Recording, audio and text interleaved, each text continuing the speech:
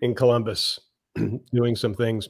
Hey, folks, guess what? We are live, and let's start things off talking about the NFL. John, you have no audio, John. You have no audio? Really? Oh. Well, go ahead, because my audio's on. You don't. You're going in and out, so I can hear you now. Go ahead. Okay, so let's start off with the NFL. Fish, were there any games you watched yesterday? John? No. I'll be real. I'm always real quick because people don't want to hear me talk, but this is number one in my cavalcade. Jacobs with running room right up the middle. Jacobs is on his way. The Raiders are going to win this game.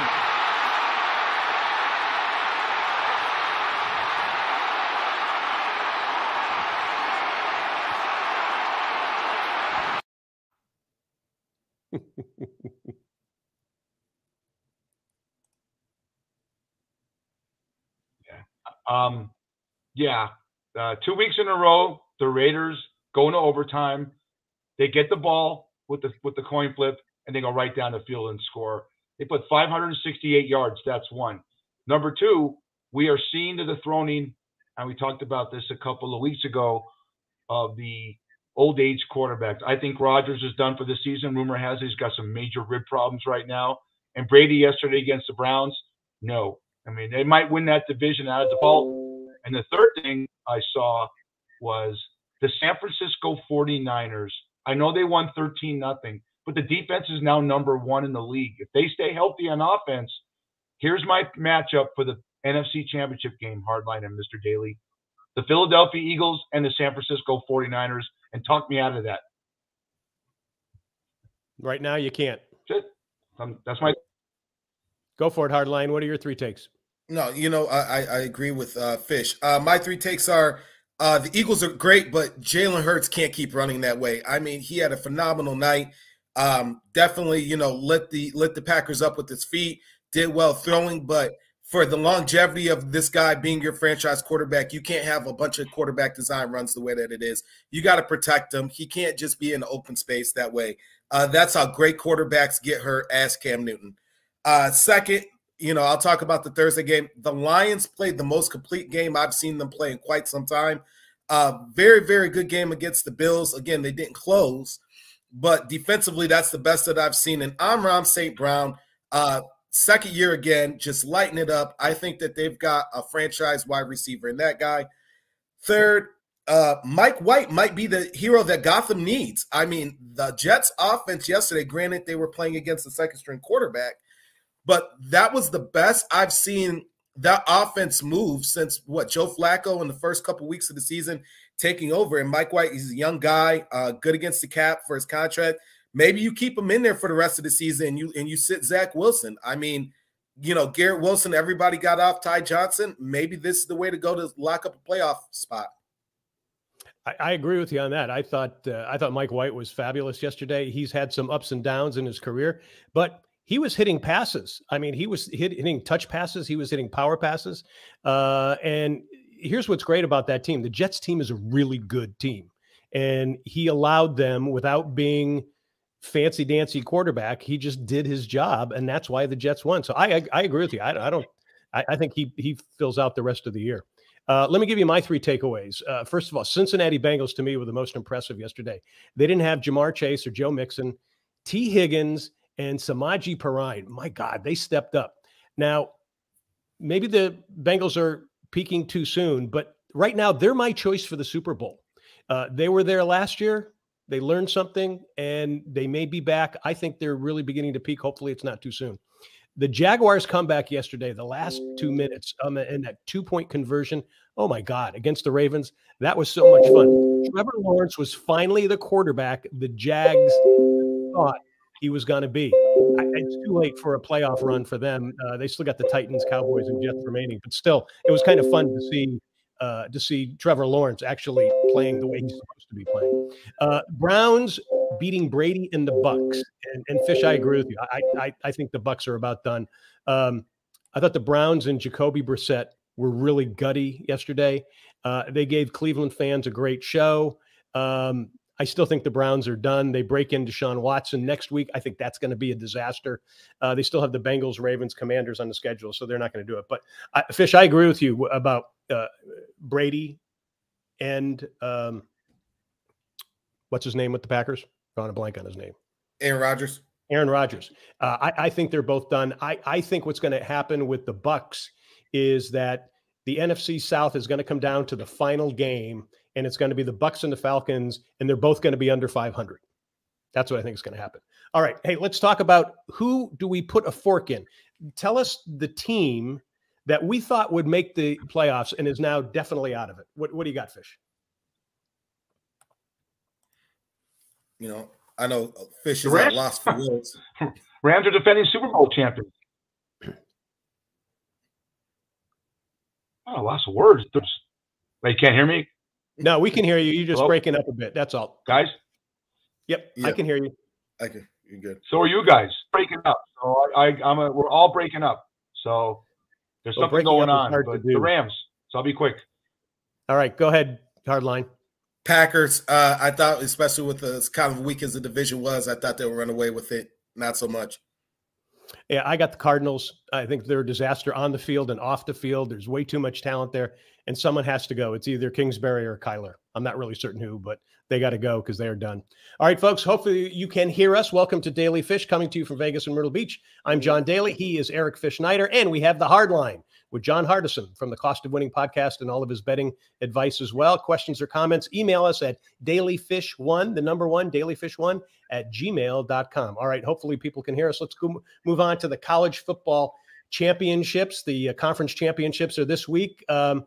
Let's discuss, Fish is gone. Let's discuss how important or unimportant this may be. What are you thinking any of them are going to be really important games for the national championship, or Hardline? And I know you're going to give us your bets later in the cast here, but is there anything there that you kind of go, yeah, I really got to watch this one?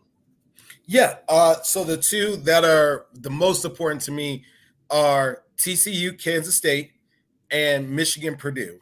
And those two are the two games that I'm a little bit leery about, especially because of how well TCU and Kansas State played each other a few weeks ago.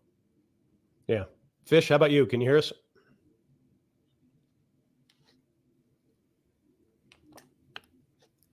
Yeah. Wow, he's having problems. Yeah. But, those are the ones that are a little bit questionable. There's a lot going on this weekend, especially here in Las Vegas. Pac-12 championship game with the Utah Utes and USC. Definitely going to be super crowded out here in Las Vegas because you got everybody coming down from Utah and everybody coming up from Southern Cal. So you couldn't have asked for a better Pac-12 championship game, especially out here in the desert. This is slowly, this area becoming – it's already dominated by football, but a football mecca just with everything going on with the bowl games, with the Pac-12 championship game, and then we're even starting to get more and more basketball tournaments as well. Yeah, actually, they just announced that the Final Four is coming to Vegas in about 4 or 5 years or so. Yeah. So that's really cool. Let me ask you this. Do you think the game being played in Vegas gives any upside to one team or the other? You know what? I would probably say probably Utah, as crazy as it is, just because you have so many people coming down from Utah that are in that southern area right there. You got people coming down from Salt Lake as well, from St. George, and you got some people in that little corridor that's come down. Southern Cal, I mean, they could see anything that they want. I mean, USC runs Southern Cal. I think it just gives them an easier excuse to come up to Vegas for a weekend and, spend money and have fun. But I'll probably say Utah because they travel extremely, extremely well. Okay. So I think Michigan has a chance of winning it all.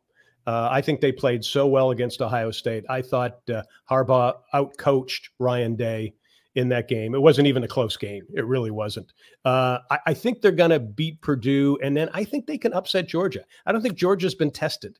So I think I could see Michigan winning the national championship. I could see Harbaugh walking away with that. And you're right. The game I really want to see is Kansas State and TCU for the Big 12 championship. Kansas State, I think, is better than that 9-3 record. They lost quarterback Adrian Martinez earlier in the season. I thought this kid was a force. I really liked him. Go back to stop being a running quarterback, and that's what he was doing too much because he was a good running quarterback, but he was also a good throwing quarterback. Will Howard has been impressive, I think, filling in for him. But TCU has Max Duggan to Quentin Johnston, that passing game. Oh my God, that's dominant. I think Quentin Johnston's going to be a first-round pick in the NFL next year. That's how good he is. Oh, absolutely. And that's the thing. Like, if you go back to that game where TCU and Kansas State played, Kansas State was ahead most of that game going into the fourth quarter. And that's the thing. If Kansas State finds a way to kind of close this out, we're talking about a different situation moving forward. With Michigan and Purdue, I think Michigan is going to beat Purdue. The problem that I have with Michigan is teams that they shouldn't let in, they tend to let in because they lose sight of focus.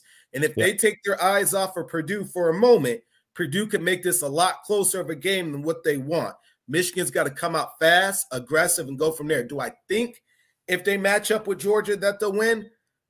That's hard to say. What I will say is if they do play USC in the first round, if USC goes to 3, which is a possibility based off the TCU game, I think that's the game that they would hope for, and I think that's going to be a high back and forth game because as good as USC is on offense, defensively there's a lot of questions. Yep, I would agree. Could you foresee total upset weekend for the conference championships, and we have something totally different than you and I are even talking about? I think for 2 of the spots. I think 2 of the spots are questionable. I think 2 are a lock, and we'll get to those 2 locks a little bit later on. But I will say this: watching C.J. Stroud play on Saturday, watching Caleb Williams play, Blake Corum, I would say that I think that it's a runaway. Caleb Williams has won the Heisman Trophy this year. I think that he's won the games that he needed to. We talked about last week. I really had them beating Notre Dame, where a lot of people thought I was crazy. And he went to work. He beat him with his feet. He beat him with his arm. I've been saying this high praise, and I think he's going to go into the draft this year. I love Jordan Addison, the transfer from Pittsburgh. What a great addition. Lincoln Riley was able to poach him from Pitt. And if Travis Dye, I think he'll come back next year, but if Travis Dye comes back, put him on your Heisman Trophy watch list for next season. Okay. I would agree that Fish and I were on the phone earlier before we got a chance to talk to you. We both agreed that Caleb Williams comes out. He comes out in the draft this year. Why risk it? Because I think you're right. I think he wins the Heisman. I think he has the chance in the NFL to be the next Patrick Mahomes. I mean, he's got kind of his style. I think he's actually quicker than Mahomes. I think he's actually bigger and a better passer than Mahomes. I was really impressed with him in that game. Here's the craziest part, John, and I always tell people this too. We talk about the ups and downs and the ebbs and flows of USC, but realistically, and I'm saying Reggie still has his Heisman. I know, the committee says otherwise. In the last, 20 years, they've produced 4 Heisman Trophy winners or 3? That's impressive. That's a very impressive feat that very few schools can, hang their hat on with that. I think them and maybe Oklahoma are the only 2 that could say that in the last 20, 25 years. I think a lot of it has to do with they have more wide open football than the Big Ten. The Big Ten is still kind of smash mouth, although that is changing from what we saw this weekend. Fish, can you hear us okay, buddy? He's there, but he's not hearing us. You're in. You hear me? Yeah. Well, we can hear you now. I can hear you. Yeah, I got it going. Talk about your take on the bowl games coming up. I don't care. No, I'm not going to argue. I care about Mike, Texas. They beat Baylor. They went 8-4, and I'm hoping they come out to California to play in the Anaheim Bowl. I didn't hear what you guys said, but I can imagine that. I'll make it quick. If Georgia, TCU, and Michigan win, they're in. It's the battle of the politics about, and I said this earlier in the season, USC played Rice and Fresno State in out of conference games, and that's going to hurt them. Now, have you done enough? Yes. I didn't hear one thing. You got to throw this in there. Okay. Caleb Williams is the best quarterback. I watch college football as much as I watch pro football. He's got to come out. He can't pull Matt Barkley and go back for a senior season and risk getting a number one. That's all I got. Yep, that's good. No, we hit on that as well, so you tied into it. All right, let's move to our NBA trends. What's going on? Since we haven't had a chance to talk about the NBA, season's about 25% over, kind of. Hardline, go ahead. I'm going to start with you. Go ahead. Tell us your trends, what you're seeing in the NBA so far. So the biggest trend is the Sacramento Kings. I mean, that's a story that nobody expected. Right now, they're sitting in the 6th seed if the playoffs were to start today. Granted, there's a lot more basketball that's left. They've won, over 10, 11 games right now. So if you took them to win over 35.5 games, over under for the season total, you're a third of the way there pretty much. They just got to keep things moving, keep it going. They got a good chance of making the playoffs this year. Second, the Mavs are struggling right now. I mean, I know that, Jason Kidd was a highly sought after coach. I know, everything that Luka Doncic does very well, but right now they're struggling. They got to find a way to get more consistent. I know they signed right now Kemba Walker to strengthen that backcourt and shooting. I know they went after Christian Woods in the offseason, but they've got to find a way to turn this around very quickly, especially before you get into the All-Star break in the next couple months. And I'll end with this. Golden State seems like they're finally finding their rhythm right now. I know a lot of people are kind of writing them off. But look, when you have a long season like they did last year that ended with them winning the NBA championship, sometimes you have a little bit of a hangover. And it takes you a little bit of time to get everything going. And I know, we started off the season with the Draymond Green incident. We're past that. People starting to get their sea legs wet, and Klay Thompson's starting to come on. So, don't write everybody off in the first quarter of the season. Let it progress a little bit more. I hear you. Fish, what do you got? The West is loaded. The West is loaded. I never thought Denver would be as good as they are. So you got Phoenix, you got Golden State, okay, Sacramento. That hard line just brought up. Denver. I think the Lakers are going to leg straight. Nobody. So the West is loaded. Right now, 20 games into the season, if I had to pick the winner of the NBA championship, it's going to come out of the West. Just like I would say the AFC will probably have the winner in the Super Bowl. All right, cool. Here's mine. To me, my Boston Celtics are the biggest surprise. Joe Mazzulla, what a great job he's done filling in, stepping in after the preseason coaching debacle. Jason Tatum, Jaylen Brown, they're like snipers. The role of the different players on defense and on offense. To me, the Celtics are just a solid team. Can they keep it up? I think they can. Hardline, I agree with you. So Sacramento Kings are actually fun to watch. I mean, what a big surprise. I think Sabonis, he's got Darren Fox in there. He's got Keegan Murray. Is it too early to say they're going to be in the playoffs? Yeah, I think it is. I mean, you never know. Like you said, quarter of the season's over and, there's still a lot more to do. I think Golden State's beginning to straighten things out. Steph Curry's he's fabulous, having another great year. Draymond Green, I think he's beginning to come into his own there. The problem I think the Warriors are having are the younger players. Jordan Poole, they're not living up. I think they're beginning to. I think they'll come into their own. But I do think the Warriors are going to have a good.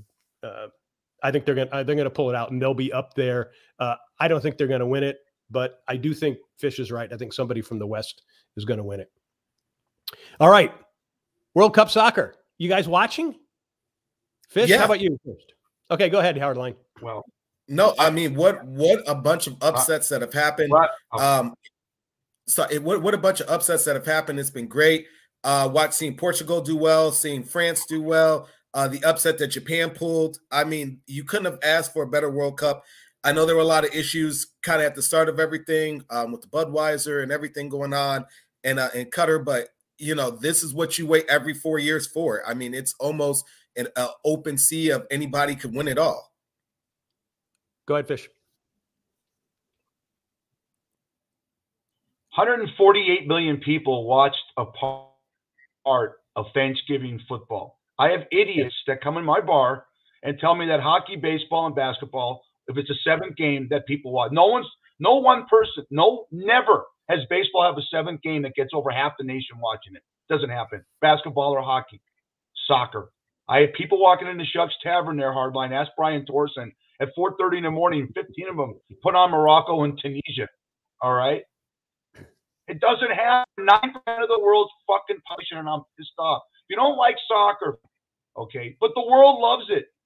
if we have to beat Iran because we might be out of it on Tuesday. But you're right. Okay, real quick. Morocco beat Brussels today, and there's absolute in Belgium right now with riots. I mean, they take it that seriously. Yeah. Yes, I'm watching like 0-0 games like the rest of anybody out there. You're in and out of that sport. Yeah, I agree. I think it's a lot about the passion and about the country that you're from. And you know, I watched the 0-0 game with the UK, and it was like, you know, it was interesting. But I was interested because I thought, okay, there's a good chance we're going to have a you know, a big American moment. But at the same time, too, you know, I keep saying to people, you know, don't complain about baseball being slow. I mean, soccer's got a lot of slowness to it as well, and it's going to be the, you know, the passion that you want to watch your team. But yeah, I saw those riots in Belgium that happened right after that. Man, that was kind of scary. There was some wild stuff going on there. All right, and then tomorrow, of course, we got U.S. against Iran. All right, now it is time for, and hopefully your memes are going to be working, Fish. So give us the famous Fish memes from this week. John, you're a famous anchor in Las Vegas. You were on Channel 13 News for years. Everyone recognizes you. Did you ever do this on a break? This is the famous Peter. It just comes up. We had some technical difficulties here. Good for him. All right. I actually met Peter Jennings. If your parents give you a guitar and you act like this, don't let the kid keep playing. Come on. Are you nuts? That's ridiculous right there. He wants a guitar and he doesn't want to play his guitar. Nice hair though on the kid. All right. I want you guys to look at this picture real quick and tell me who this is. The guy with the package sitting there. He's playing flag football. You know what that is? That's Robert Plant from Led Zeppelin. No kidding. Flag football guy. Loved to play. Everybody playing touch football. He loved to play football. And now, look, say what you want about Thanksgiving, but did anyone put these cupcakes on your table? Look at the design of them, Hardline. Would you eat these?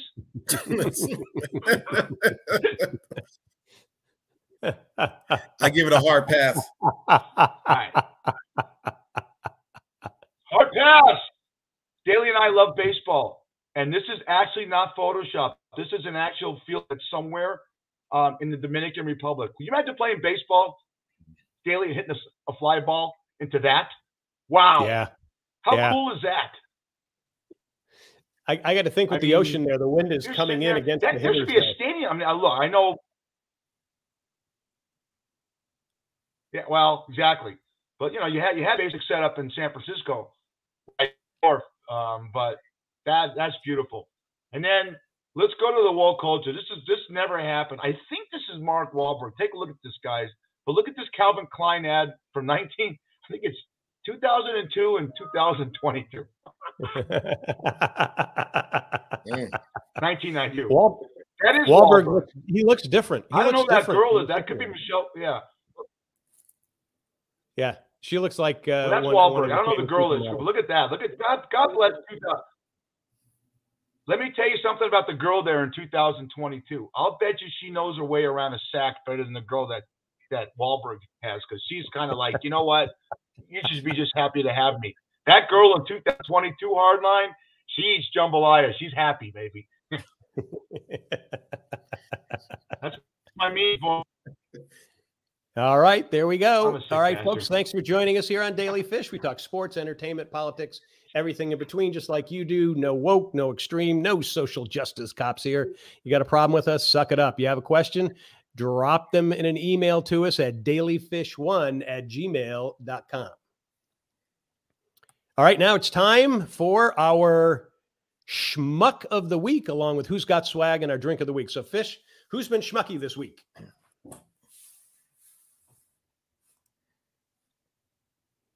Well, it's the this icon never comes up. Here you go. It's a Christmas season. We go from Thanksgiving, you start decorating, right? So, I mean, you can be schmucky if you have these as your ornaments. Look at ornament number 1, Hardline. Figure out what this is. for our listening audience. All right. Santa's kind of bent over, and I don't want to think of what he's looking at, you know. But all right, now I have this on my tree. This next one. All right, this is great. Talk about grumpy. Check out this ornament right here. Come on. Wow. Holy mackerel. Big technical difficulties today, folks. You see That's it? all right. It was Santa, I think, has some technical difficulties too. Yep, it's up. I guess Rudolph walked in. My computer's frozen, guys. So it's all right. You're up. Don't worry. Okay. Continue on. My computer just froze. I'll probably be pulling out of here soon. They look like Rudolph just walked in on them, having too much fun. Yeah, Santa looks like he's pulling out. Oh, there's Santa. Santa's on the can. Trying to figure out who's naughty or nice for this season. I think Fish just took himself out there. All right. And he's got, hopefully, I mean, he's got a really good, he was telling me he's got a good swag. Okay, he's still working on, okay. Mistlestone. Oh, I like that. Oh, yeah. That's great. I love that. So now that marijuana is legalized, cannabis. So there. Yep, we got it. Yep. Wow. All right. Missile. Let's go to this one. Jingle balls. Jingle balls. Look at that. Jingle balls. And check out this one. If you're a fan of The Office, yep. I got another one too. There's Steve Carell. You put your finger through the ornament. And then last thing, this is true, guys. This is the thing. This is the actual Jaguars mascot. No shit. Check this out, Hardline. This guy runs around the field. That's the Jaguars mascot. He's got a thong on.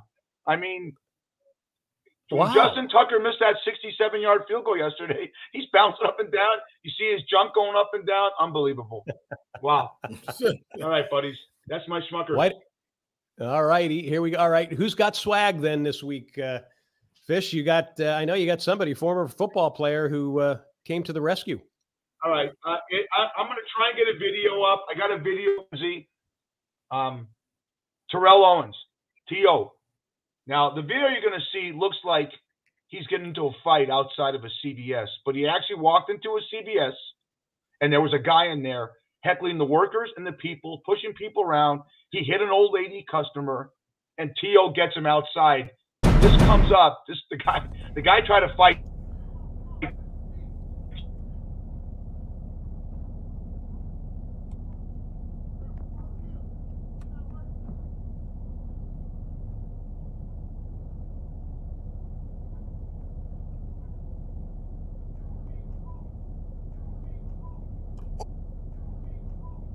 Oh, he dropped him.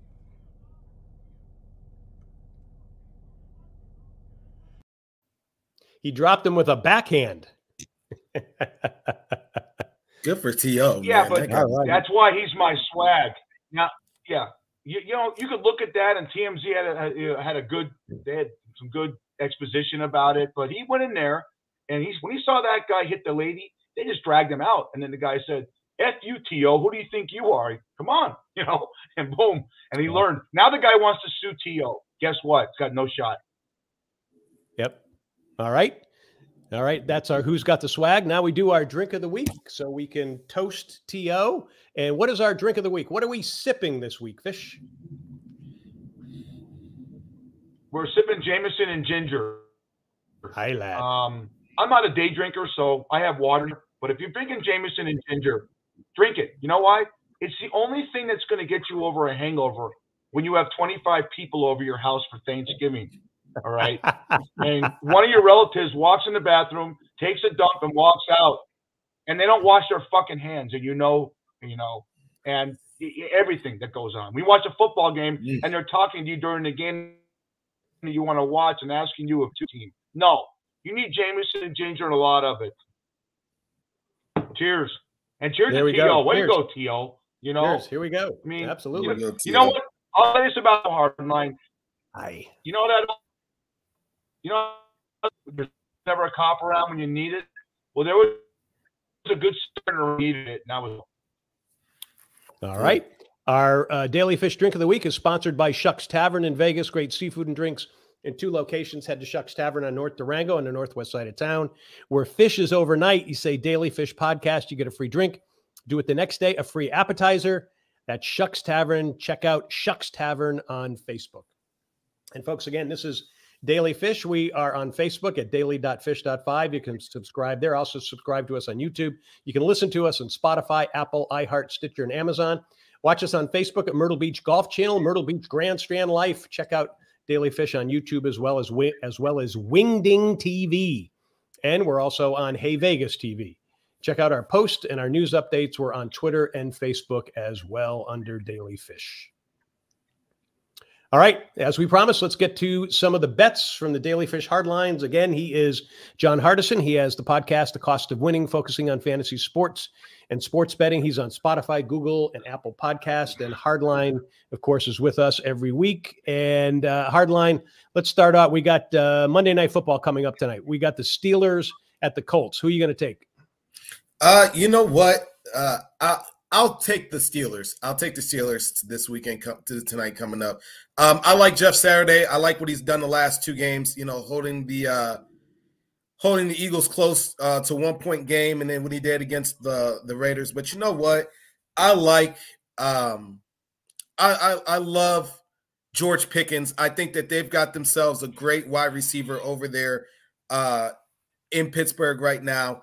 And look, you know, Mike Tomlin, I think that he'll find a way to get his defense to rally. I think they'll do good. I think Najee Harris will do well. I think if you take the ball out of Kenny Pickett's hands, I think that the Steelers got a good shot to win tonight. All righty. Cool. All right.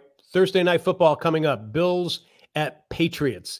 This is another good one for the AFC East. What's your take on this one? You know what? Before I get into it, it's great for the AFC East, but somebody in the NFL league office, my goodness, help the Buffalo Bills. Will you guys flex this game? I mean, I feel bad for the Bills. They had to go to Detroit, 2 weeks ago to play the Browns because of the situation. Then they had to go turn back around and play Detroit on last Thursday. And now they got another Thursday night game. Like, at some point, you guys can flex games. You flexed out, what was it, in the next couple weeks, the Sunday night game for Chargers Chiefs. You can certainly do this to help them out a little bit. And I know they said the Patriots played last Thursday as well, but, you know, give them a break. But if I got to choose a team out of these two, I'll go with the Patriots. And the only reason why is I have a lot of concern about Josh Allen's injury. He was overthrowing some guys a little bit last Thursday. He wasn't as spot on as he normally is. Von Miller not being back because there's no timetable on him. You know, they're starting to get injured at the wrong time. And if they aren't making the throws that they need to, the Patriots can sneak this game away from them. All right, good. Fish, go ahead. You can't flex out on. I agree with you, but you can't flex out a Thursday night game because it's just Sundays you can't, because you could take a game from Sunday and put in that spot and put your spot down at 1 o'clock or something like that. But, Packers Bears. Is anyone really give a shit about this game? John's not going to play, and Rodgers is going to play probably. So I mean, what do you do with that game? It's still one of their most highly sought after games. I mean, regardless of who's playing. You know, Chicago's a big market. Green Bay draws a lot of fans, even from the international market as well. There's a lot of questions. I don't know if Justin Fields is not going to play or not because of the separated shoulder. Maybe he comes back, maybe he doesn't. I'm pretty much ruling Rodgers out for this. So it's basically Trevor Siemian versus Jordan Love. And look, Jordan Love didn't do a bad job when he came in the other night. I mean, you know, he did a pretty good job the other night. It gives the Packers a chance to see what they got in Jordan Love moving forward, especially if Rodgers has a broken thumb the way that he's saying and bad ribs. You know, depending on the situation, maybe they shut him down. And if Jordan Love finds a way to win the next couple games, does Rodgers come back if they can make a push for the playoffs? I mean, you really don't know. Green Bay's not down and out completely in this, but I still would take the Packers money line in this because someone's going to win. All right, 2 teams that are coming in on wins, the Jets and the Vikings. What are you taking on that one? So on this game, I like the over 44 only if Mike White plays or Joe Flacco. If Zach Wilson gets his job back, I'm going under. I just don't think that he moves that offense the way that Mike White saw. I mean, it's the same team for the most part without Breece Hall. We've seen the last couple of weeks with Zach Wilson at the helm, and the offense has sputtered. All they did was put in Mike White. Garrett Wilson's getting off. Ty Johnson's getting off. Conklin's looking good. And if he's there, especially because they're playing in the dome, I'll take the over in that game. Okay. I got to ask you, we can go Commanders, Giants over 40. I want you to give me your gut feeling on the game of the week. The Dolphins and the 49ers, two hot teams right now. A hot coach that was, on that staff, and Kyle Shanahan. So go Commander and Giants over, and then give me a hot take on the Dolphins and 49ers. All right. So I'll go Commander Giants over. This has a lot of playoff implications because right now the Giants are sitting at that last spot getting into the playoffs. If the Commanders win, it pushes them above, and now they've got the tiebreaker. So, this has a really big game implication. I like them over. If I got to choose between the Dolphins and 49ers, I actually like the Dolphins. I don't think that the 49ers are going to have an answer for Waddle and Hill. I don't think that they're going to have the answer that they want, but I do think that the Dolphins defense is good enough that they could check George Kittle. I think that they can make this very difficult on Jimmy Garoppolo. Look, Garoppolo had a decent game on Sunday, but it wasn't anything for the ages. And I think if those ends start getting upfield, they're going to get after, Garoppolo, and we might see Sack City. Cool. All right. Since we finished the NFL picks there, Fish, got anything on the last man standing over at Shucks? Has that finished up, or is there still people involved? Oh, we lost another. Everyone took Miami. There's 8 people left. Everyone took Miami, and one person took San Francisco, and another person took Seattle. And I said, don't take Seattle. Oh, the Raiders stink. So there's one team left. So there's one person left. 7 people left. Oh, there's 7 people left. Okay. 7 people left. We lost one. Yeah. All right. And again, that's at Shucks Tavern in the northwest side of town in Vegas. Let's move on to a little college. All right. And we touched on this before, but we need to get your picks here. Hard line. So we got Michigan against Purdue. Who do you take, and what's the bet you take? I'll take Purdue plus 16.5. I think that Michigan wins, but I think Michigan finds a way to shoot themselves in the foot. I think they take their focus off of Purdue because they're looking at Purdue as an easier win. And I think Purdue has had times this season where they've snuck up pretty close to teams. I think that Michigan gets it done, but I don't think they cover the 16.5.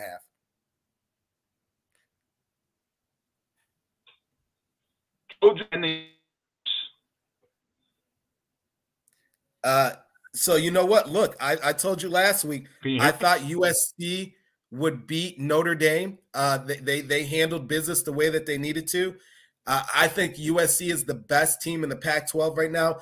I like the Utes. I told you I think they're Cameron Rising, their quarterback, and Utah was going to be very good at the beginning of the season, and he hasn't disappointed for the most part since. No one would have seen Caleb Williams making that meteoric rise the way that he was right now, but I think USC finds a way to stamp their ticket to the college football playoffs, and they get in. All right. Fish had a little more technical difficulty, so just be you and me, hard line. Let's move on. So the big game, what I think is a big game, TCU versus Kansas State. Who are you taking in that? I'm calling this the upset game. I'm taking Kansas State. I'm taking Kansas State money line.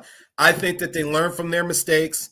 I think that they play them very close, and I think that K-State grinds it out and they get the win.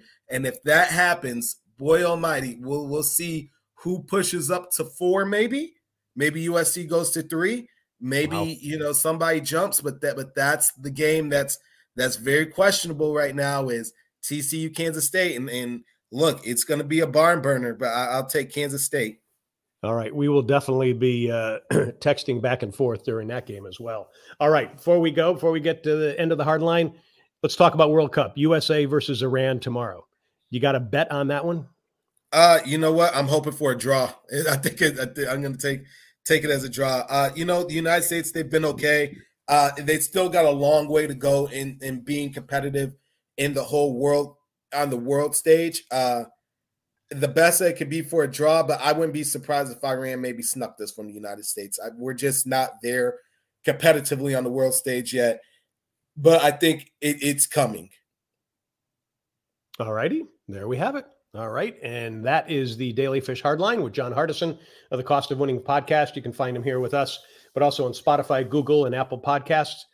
Hardline, going to stick around. Hopefully, Fish is going to join us, and we're going to talk a little bit more controversy here. That's for sure. Absolutely. All right, now we're going to talk a little bit of. Yes, we were going to talk a little politics. Now, I feel bad that Fish isn't in here because Fish is the one that kind of set these things up here. So let me. One of the things that I was going to say was, at some point, there's going to be another dumb TV host who's going to think about running for president.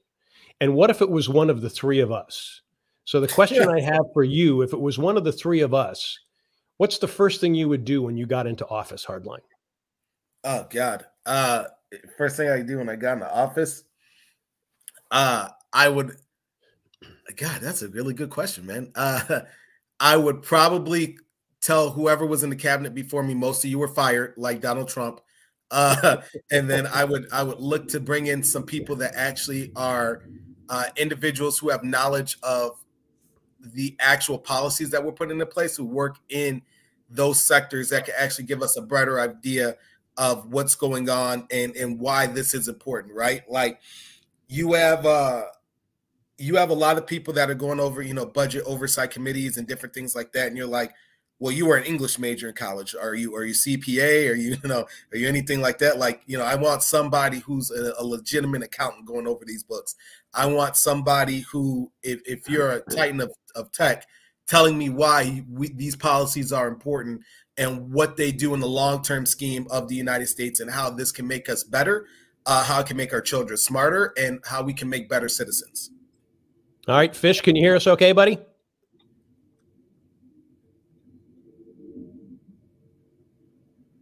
I guess Fish can't hear us. So, Fish, I want to hear what you would do if you became president of the United States. What's the first thing you would do?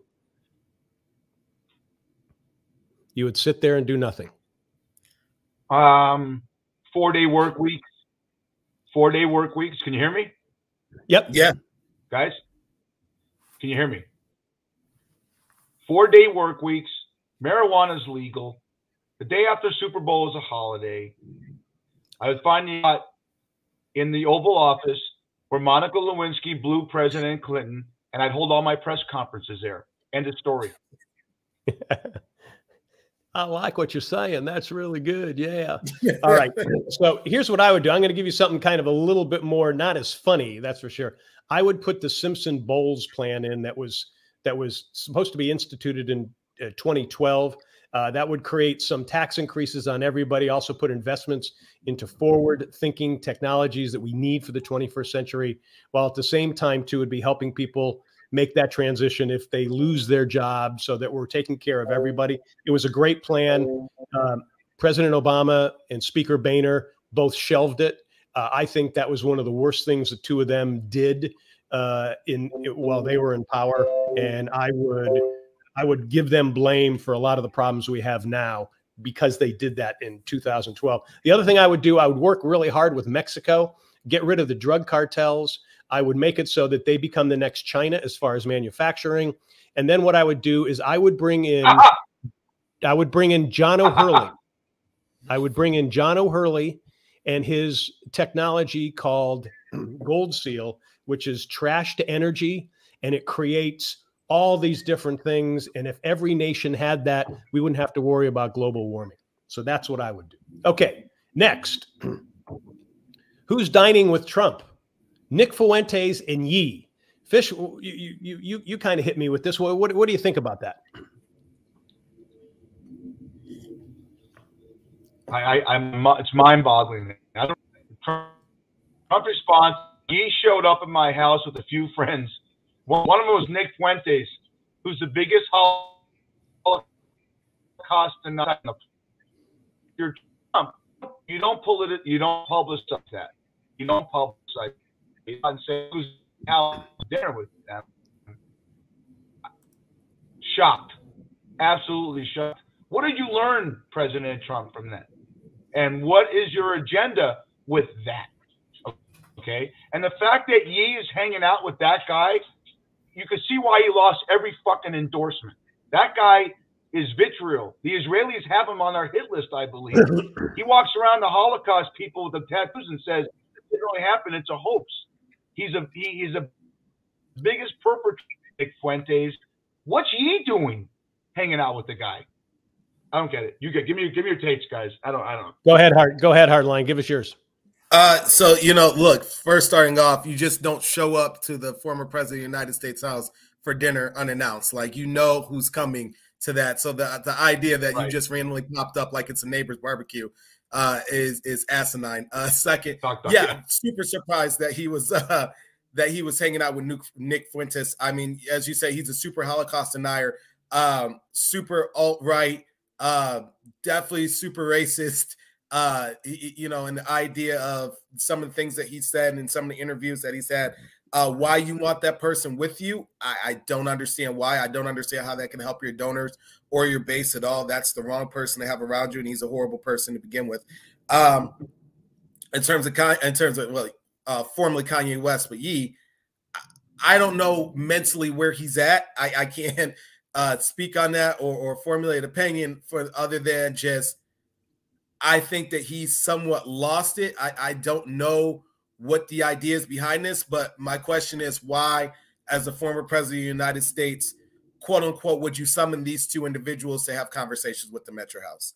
That's the two things that I can't piece together and understand how this helps you in any way when you've just said that you want to run for president in 2024. I agree with you. It's beyond belief that that this would happen, that he would be around him.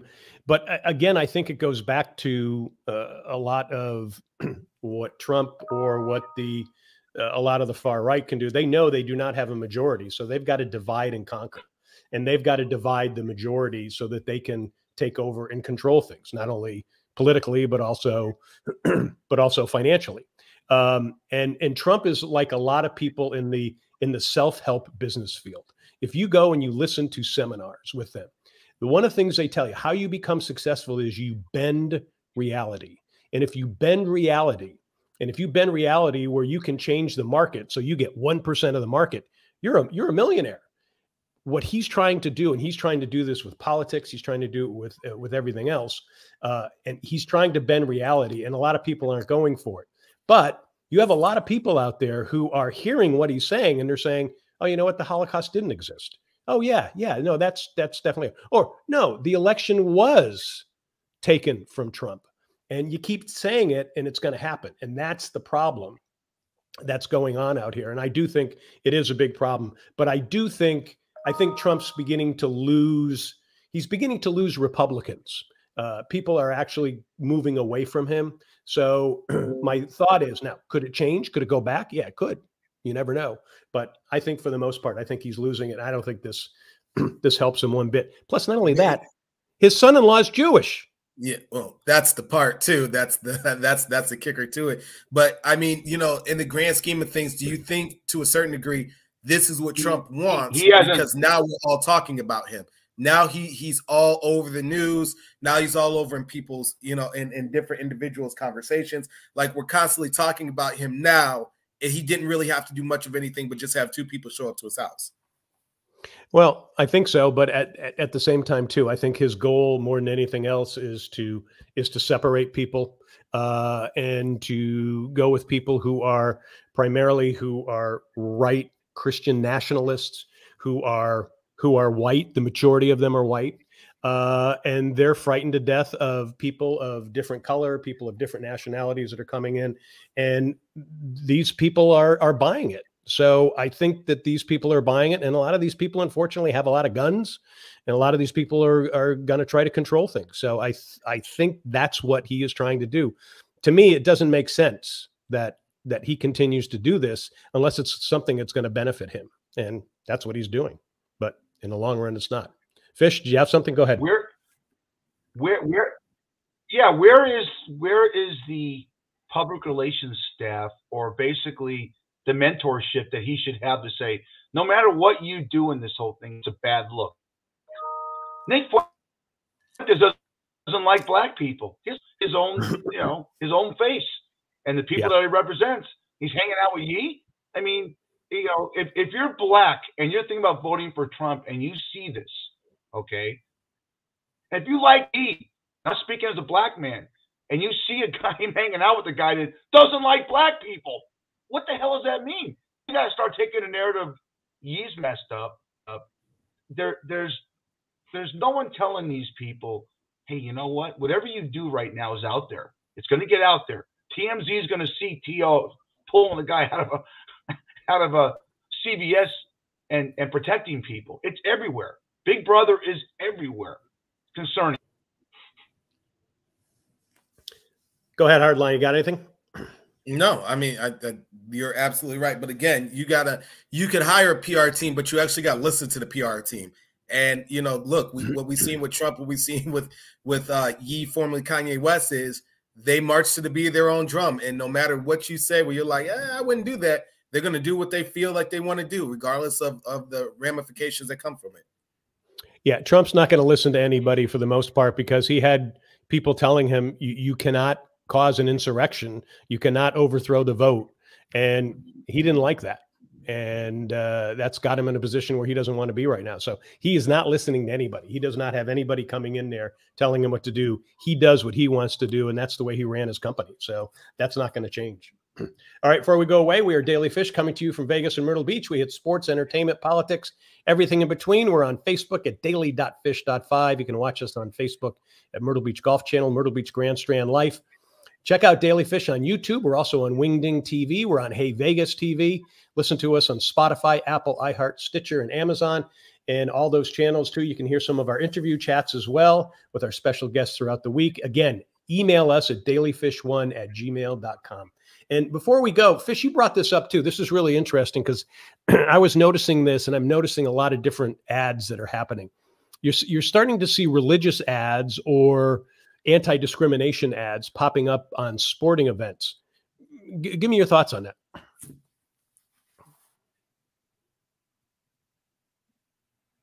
If you can afford to do it, they're doing it. I don't know how much an ad goes on an NFL game, but you're all kinds of religious ads you're seeing, and that's fine. They're paying for it because they have the money to do it. And if you know me, if anyone knows me, I'm not really as far as people go, we all bleed red. I don't look at Hardison as a good-looking guy. He just happens to be black. Big deal. Okay, he puts his pants on like you and I do, and like everyone else that's watching or so listening to us does. I'm concerned in the narrative that we live in that when you start doing that, people watch the ads and wait a minute, why is there so much religious right ads on football games when it used to be beer and trucks and cigarettes when cigarette ads were allowed? So I don't know, maybe I'm overreacting to it, but I guess if you could afford it, you're going to do it. And you keep seeing, you talked about bending reality. You keep seeing things. Hey, my God, there's a lot of church ads and there's a lot of temple ads and stuff like that. I'm not a religious guy. I don't believe, I'll get a lot of hate mail, but I don't believe religion adds anything than strife and chaos. I think that we're all in this world together. Dailyfish1@gmail.com. If you believe in God, I believe in God. Okay, if that's your path religiously to get to God, God bless you. But don't tell me how to live my life. All right? And don't tell me you're the chosen people, or you believe in Allah, and you get 72 virgins, or you're Christian fundamentalists, you believe in the rapture, and everyone else that doesn't believe what you believe is going to die. It's horse shit. Okay? That's me. And you're starting to see ads like that during football games. So, hey, I'm all for you. Whatever religion you are, that's great. But don't force it on anybody else. Because when you start doing that, it's more of a cult. Hardline, Hardline, go for it. Look, I think that one, you hit it right, the nail on the head, which is if they can afford to do it, the NFL is going to take it. The NFL doesn't necessarily care. They want as much money as they can get all together. I mean, in most sporting organizations. But two, look, if we're talking about, because we're in the season of football, it being football, that's kind of within the fabric of modern day, American football. We talk about faith family football all the time. We talk about, football being played in the South and what that goes for, and people praying after events, and the camera getting on people in prayer circles. Like, look, it's part of the fabric of what it is. And so if they can find a way to monetize it off of that, the NFL is going to do it. I mean, look at what happened, a couple years ago when everything was kind of in an uproar and how many people were canceling Sunday Ticket. And, I feel like you're having you're trying to downtrot my religion or the protests or anything like that. Anytime that there's a way for them to make money, they're going to. Anytime that there's a way to weave in people to bring them in, whether it's religion, whether it's, fanaticism, they're going to find a way to do it, and they're going to take money. Is it annoying at times? Yeah, because all I want to do is drink beer, smoke my cools, and watch somebody get their head knocked off. But unfortunately, this is the new modern day football that we're in.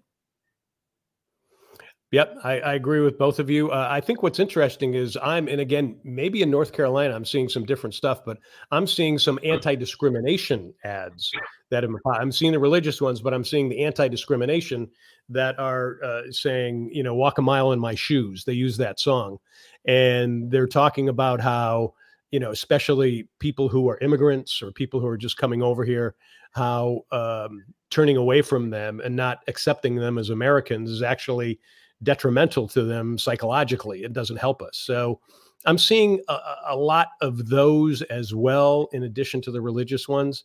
And again, I don't have a problem. Freedom of religion. You have your own religion, but don't try to place it on top of me. And I think one of the problems that we're having in the United States today is we have this national religious movement, this national Christian movement that they're trying to infiltrate into politics and business. I think business is moving away from it, but I think it's definitely being a part of not only what's going on in our elected officials, but also in the Supreme Court. We're seeing at least 3 Supreme Court justices who are very pro-Christian nationalism that I think are causing a lot of problems for a lot of people. So my thing is that you have whatever religion, but don't come and tell me how to live my life based on your religion. That's where I put my foot down. And but at the same time too, there's a lot of passion about it. A lot of people think the country's going to, hell in a handbasket, and they want to step up and they want to be able to prove something. So I think you're beginning to see these emotions, and you're beginning to see people with their pleas for what they want. And unfortunately, we're not accepting what everybody wants. So, all right, got about 2 minutes left. What else you guys got?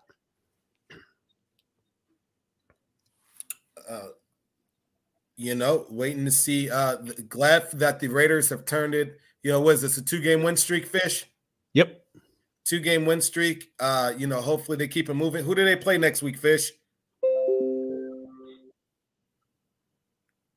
They play someone, hopefully. Is it the Patriots they play next week? It might be the Patriots that they play next week. I can't remember. They got the Chargers coming up. They got the Chargers coming up. They got some winnable games. Yeah. Yeah. So, I'm still, you could tell my demeanor is sort of, I'm pissed off at seeing relatives taking dumps in my bathroom without washing their hands. It's left a stain on me that you would not believe, And I said, then you got to go back to the table and you watch what they do, and you can't say something. You can't say, Aunt Mary, what the hell are you doing? I know you're 72 years old. For God's sake, you got to wash your hands. You hear the and the plops, and then the faucet go. And my bathroom, John knows my house. That's right across from the man cave. You hear it. It's insane. I know I bring up a lot of scatological human math from that, but anyone can be pissed off, and it can affect your life when they come into your house.